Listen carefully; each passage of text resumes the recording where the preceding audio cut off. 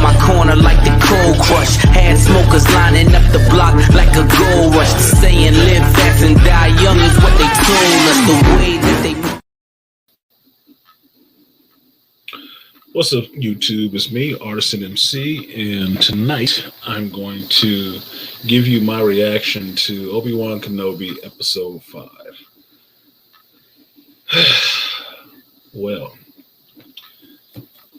I think the easiest thing to say about this is that the reactions on this episode are mixed. It is mixed in a sense on age lines, right? For some people, it was everything that they were looking for. For other people, it was still sorely lacking, like the rest of the show. For me, it's just whatever. I think I'm just done and over the show. I'm just waiting for it to end.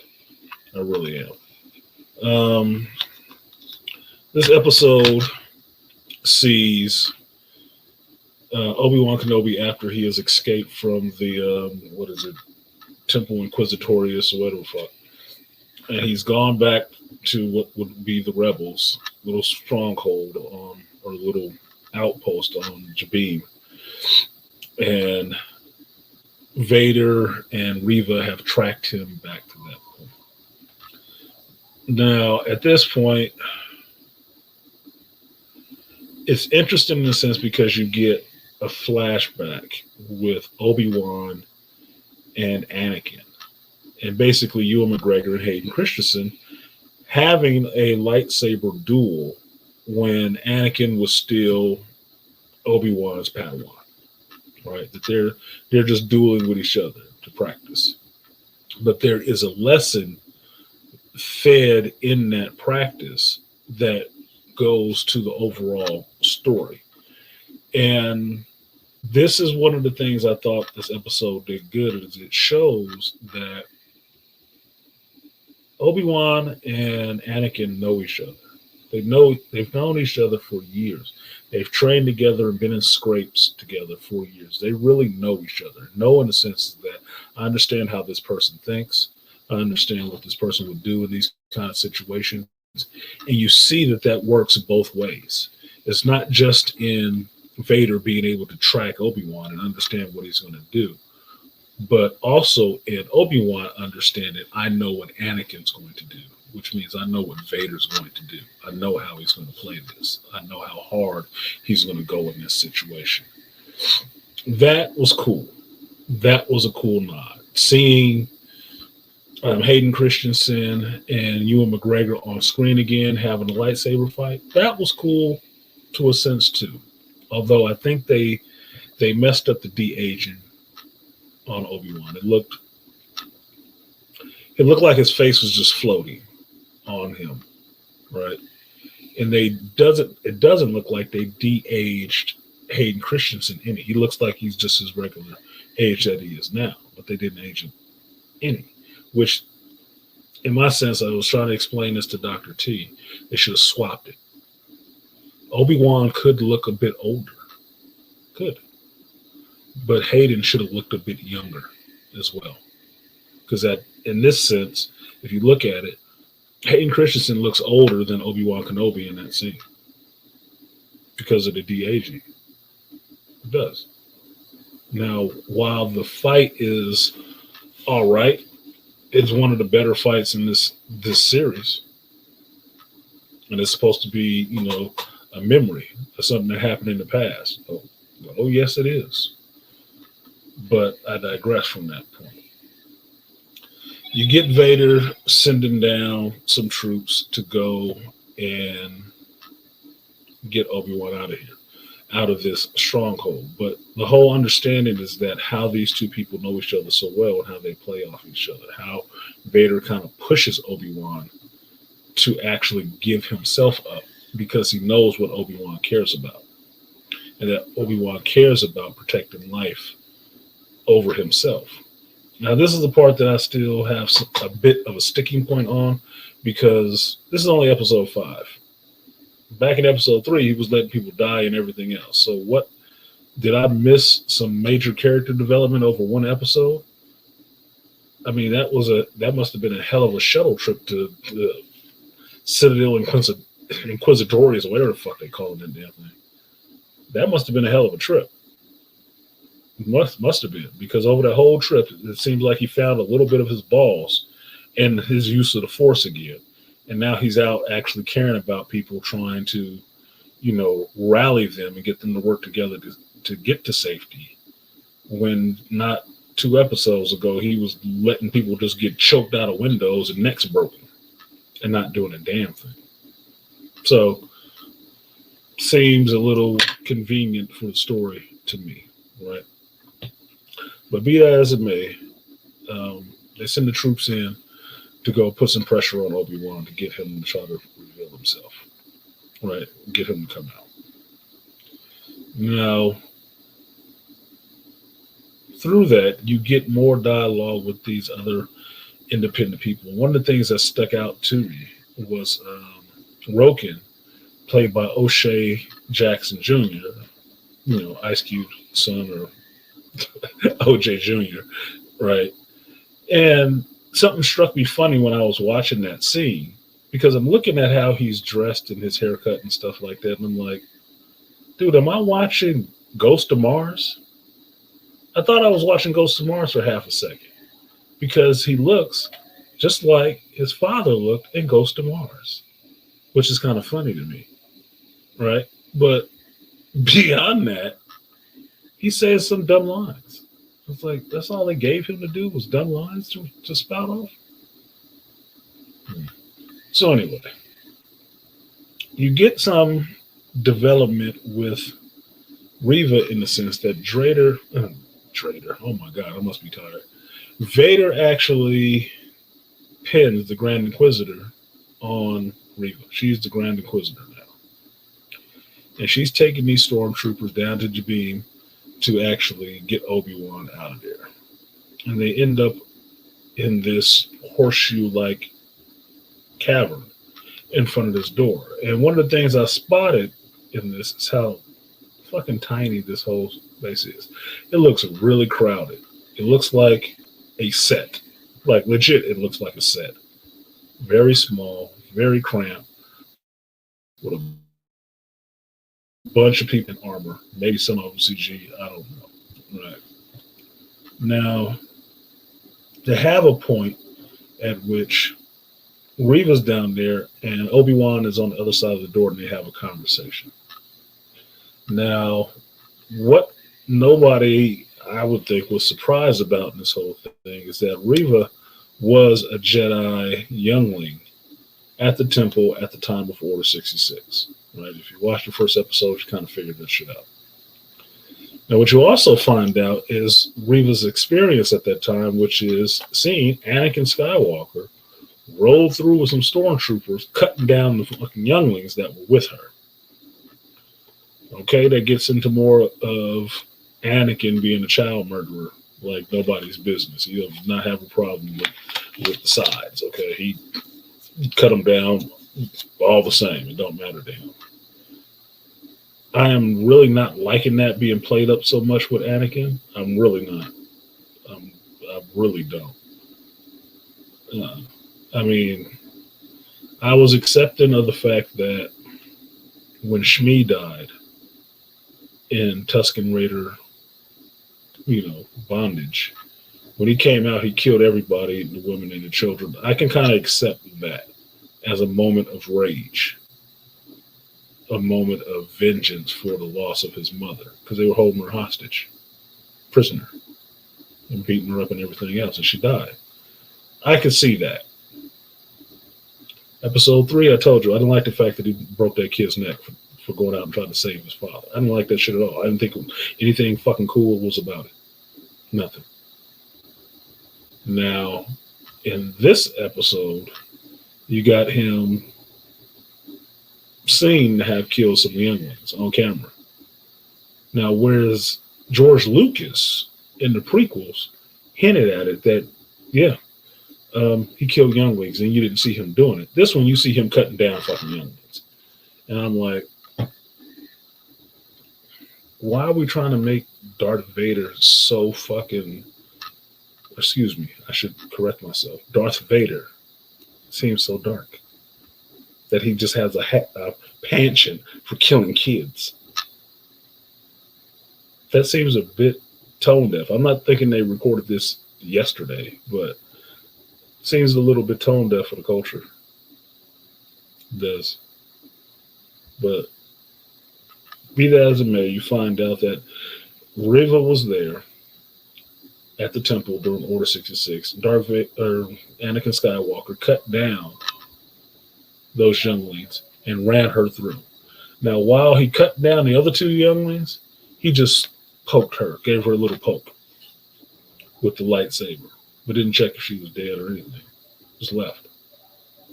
To me, that seems really goddamn convenient, unless you figure out that the other two Padawans or the other two younglings were actually boys. Then it makes perfect sense. Now, from this conversation with Obi-Wan through a Durasteel door, you get Riva trying to run Obi-Wan through with her lightsaber through the door, and a fight ensues when the doors swing open. It's stormtroopers and rebels, close quarters, little cavern, right? Low overhead, low side to side. And these motherfuckers, all of them are missing like shit. Even with people standing right out in the middle of all the action, not getting hit. This looked like some high school production of Star Wars. This is like the most ridiculous fucking scene to me. I was like, this looks really fucking cheap. Y'all couldn't shoot this better? Motherfuckers look like they're not standing but 3 feet apart from each other. You're trying to act like they shooting and missing. Like you too close. You're too close to miss at this point. Now, from that, you get a couple of scenes where it's supposed to be epic. That some of these people were fighting and getting shot and kind of going down. I'm like, you're 2 feet away. You better shoot them. It's not dramatic to me at all. You got people getting hit in the stomach with laser bolts and pulling their hand off their belly, showing blood. Like, cauterizes a woman. I mean, there's going to be no blood. And you're going to be dead because everybody else who gets shot or stabbed with these things actually die from it immediately. But be that as it may, you move on from this scene and get to the other objectionable scene to me, which is another scene of dumbass dialogue where what Vader did to lock down the base to keep them from escaping was a bit of sabotage by none other than our favorite new dumb droid, Lola. Lola, under the control of the Empire, flew in and cut some breakers or something like that. So it's only right, if they can't open these blast doors, somebody needs to crawl in this little vent and do it. And who pops up? Little Mary Sue, Princess Leia. I'm sick of this girl at this point. I'm sick of this girl at this point. It's a 6-issue show. She's been in 5 of them. We've seen Luke one time, and he's an afterthought. It's like, not liking it. But his story comes later, so they have to tolerate it, right? Okay. Well, during this dumb dialogue scene, determined that Leia is going to crawl into this duct and fix this breaker. And my question is, when did this fucking 10-year-old become a engineer? When did she understand which red breaker she's supposed to pull just by telling her? When did she go in there with no tools and know what to fucking do? At 10. Never having been off planet. Okay. Excuse me. There's only so much disbelief I can suspend at one time. There's only so much. No fucking way. But they found a way to introduce this girl back into a scene again. Fine, she got to get Lola back some kind of way, I guess. Now, the other part of this, when you get in all this back and forth mental stuff with Anakin and Obi-Wan, you see they're remembering the same event. And and Anakin, or Vader at the time, is really obsessing on it. That really means something to him. This lesson. Which, in some senses, is a good lesson. You do learn from everybody you fight. Even if you lose. You learn. You learn them. You learn yourself. The fact that this episode or this flashback keeps playing in the background is interesting, but I think it's a little bit overused. A bit. Now, you have everybody helping to get free of this base and whatnot. Now, beyond that, you get a little bit of a fight where, but the actress from Game of Thrones who's playing Tala ends up getting shot in the cavern, and in what is seen to be a heroic effort, she uses a thermal detonator and blows up the whole area so Obi-Wan and the rest of the people can escape and try to get them shot. Now, for me, this was a bit much because, one, the chick is not really serving a point except to get Obi-Wan from point A to point B. Yeah, she told her story about getting kids and stuff like that and really turning against what they did because they killed children and stuff like that. And I'm seeing this whole, men abusing children thing coming around.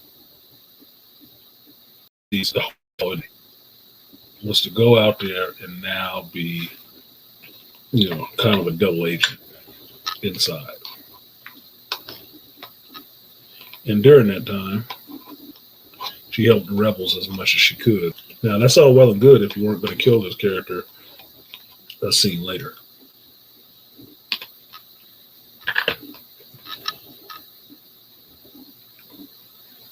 So, by that point, her death, while it was shocking, was not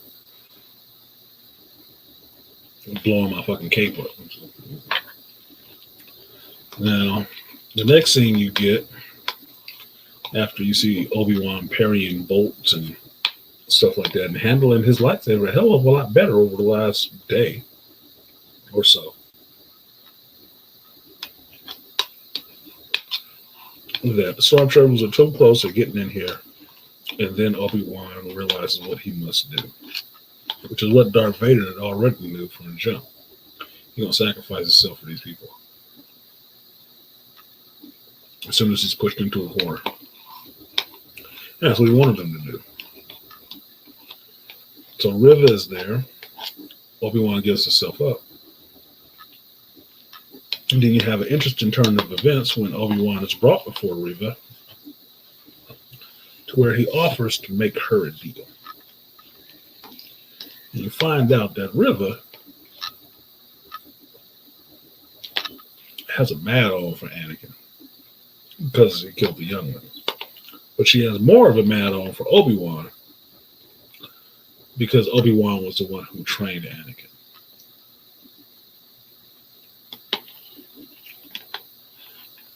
Sorry, my gelato was melting. But now, from all of that, Obi-Wan concocts a plan that Riva will have an opening to attack Vader.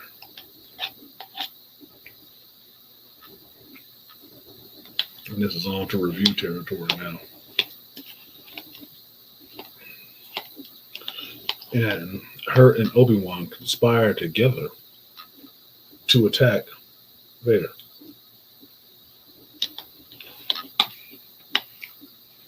Now, when this happens, I won't deny it looked pretty cool. It looked pretty cool. Vader is doing stuff you've never seen him do. He's fighting without a lightsaber and handling himself pretty well for a guy with 2 metal legs and 2 metal arms. It is. My only question is,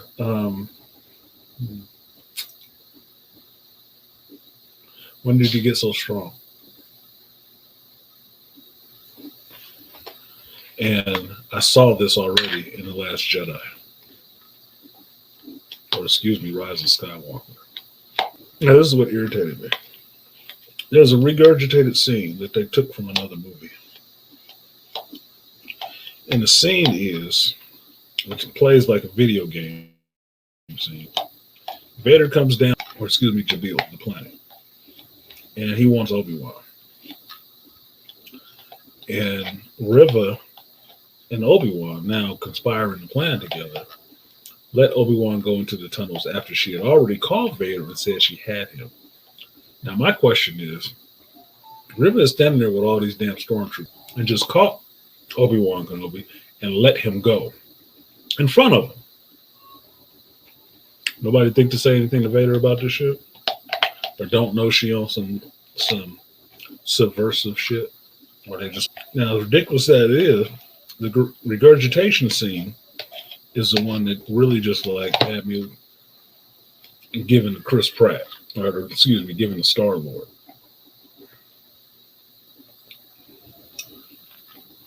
Now, what's supposed to be a display of epic force abilities and force strength, the shuttle is getting away. And Vader comes through the door and uses the force to grab a whole starship and set it back down on the ground. Like Captain America grabbing a helicopter, he will not be deterred from getting Obi-Wan Kenobi again, like he let him go in episode 3. He uses the force and drags down this little transport by himself. And my question keeps coming back. How? Explained this before. And I explained it today. Darth Vader is not Anakin's strongest form. It's not. It's his diminished form. Anakin was at his strongest, not the strongest he would have ever been, but the strongest you've seen him when he fought Obi-Wan in Revenge of the Sith. That was Anakin at his strongest. And he would never be that strong again. The Force is the force of the living, not the dead. So I'm not for Darth Vader grabbing starships and pulling them down by himself. I'm not. I know it looks awesome in video games. No, it's not doing shit for me on a television screen. I don't like that. Cool as it may look, the idea of it, like, oh man, he force pulled a damn transport down.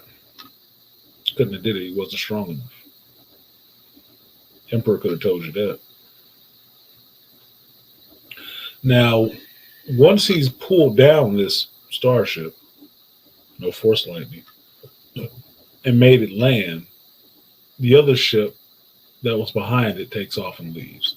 And I'm watching this and thinking, motherfucker, I saw this already. I saw this in one of those other crappy movies you did already. Was it Rise of Skywalker? Where Rey grabbed a whole starship and threw some force lightning into it and destroyed it and thought she had killed Chewie. Oh, but there were 2 ships. This just tells me who's actually signing off and writing this shit. The same goofy motherfucker that signed off and wrote Rise of Skywalker, the producer. This annoyed me. It did, because it seemed so stupid. But it kind of goes away when you actually see what Obi-Wan and Riva agreed on. And Riva goes for the attack on Vader. Now, what follows is a decent fight scene, the best one in the whole shit so far, best one in the whole series so far. But what I'm having more of the problem with is Riva doing better than Obi-Wan. Even with Darth Vader force grabbing, force pushing the lightsaber blade from himself. So that's it. That shit, I didn't think it was overly epic, personally. I'm still waiting to see what I thought I wanted to see in this show. Haven't seen it yet. But I'm still watching it. Begrudgingly. Share, subscribe, support the stream if you feel so inclined, and I will see you guys later. Peace.